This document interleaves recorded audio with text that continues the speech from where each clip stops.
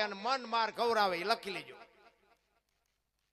ઓલો અંદર બેઠો કે ઓલો ગ્લાસ નડે છે પણ આટલા માણા હોય છે કઈ નો કઈ 4 મહિનેથી મથવી પણ કે મેળ નથી પડતો. ઓલો અંદર બેઠો કે તારો મેળ પડશે જ નહીં, બોલી જાય હમણાં મેળ પડી જાય, કાંઈ અહીંયા ગ્લાસ મૂકી દે.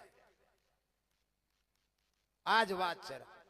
બાકી છે ને જે કરે છે એને ભરવા પડે ને ભરવા પડે. અખિલ બ્રહ્માંડનો માલિક કૃષ્ણ પરમાત્મા આખા વિશ્વનું જેને સર્જન કર્યું હોય એને ખબર ન હોય કે આ બેસ તો ભેલમન બાણ મારશે ને ખબર ન હોય.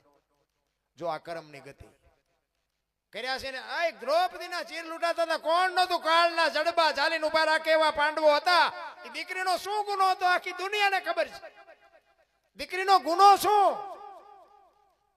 અખિલ બ્રહ્માંડના માલિકે બાપુ દીકરીની આબરૂ ન રાખી હોત તો દીકરી માથે શું દશા થાત? કાળના જડબા ઝાલીને ઉભા રાખે એવા પાંડવો હતા. ભીષ્મ દાદા જેવાની હાજરી હતી. શું કર્મની ગતિ હોઈ શકે? થઈ થાવીને થાશે આવો ત્રિકાળ જ્ઞાની મહાપુરુષ ગંગાનો પુત્ર ભીષ્મ છેલ્લે બાણની પથારીમાં ઉભરો. જેનું મૃત્યુ આવે એમના દૂત આવે અને દૂતને એમ કે અત્યારે વિયોજા 6 મહિના પછી આવજે. પોતાના મૃત્યુને રોકી શકે એવો સમર્થ ને સિદ્ધ પુરુષ એને છેલ્લે બાણની પથારીમાં હોવું પડ્યું. તમારા મારા ડાળિયા નહીં આવે આ દુનિયામાં.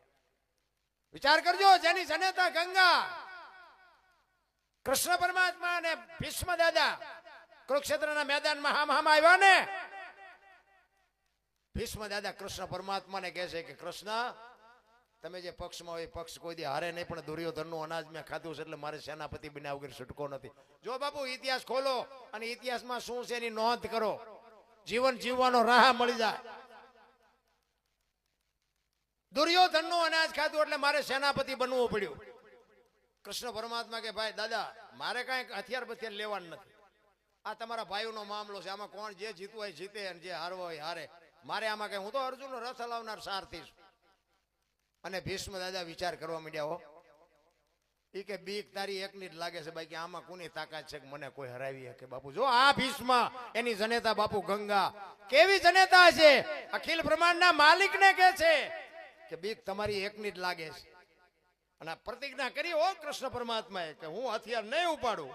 અને એ જ વખતે બાપુ ભીષ્મ દાદો પ્રતિજ્ઞા કરે કુરુક્ષેત્રના મેદાનમાં જો હું હથિયાર તમને ન ઉપડાવું તો હું ભીષ્મ નહીં. બાપુ કેવી જનેતા હશે ને માનું ધાવણની તાકાત શું હશે? હું તો બેનોને કહું આજે એવા દીકરા તમે જન્મી શકો, કેમ નો જન્મી શકો? તમને ખુમારી હોવી જોઈએ. તમારા બાપુ ધાવણમાં તાકાત હોવી જોઈએ. તમારા લોહીમાં ખુમારી હોવી જોઈએ. અને ઈ બાપુ હામાં ચોથા દિવસનું યુદ્ધ હતું ને એ યુદ્ધને વિરામ આપી અને કૃષ્ણ પરમાત્મા રાત્રે કુરુક્ષેત્રના મેદાનમાં કૃષ્ણ પરમાત્મા આટા મારે છે.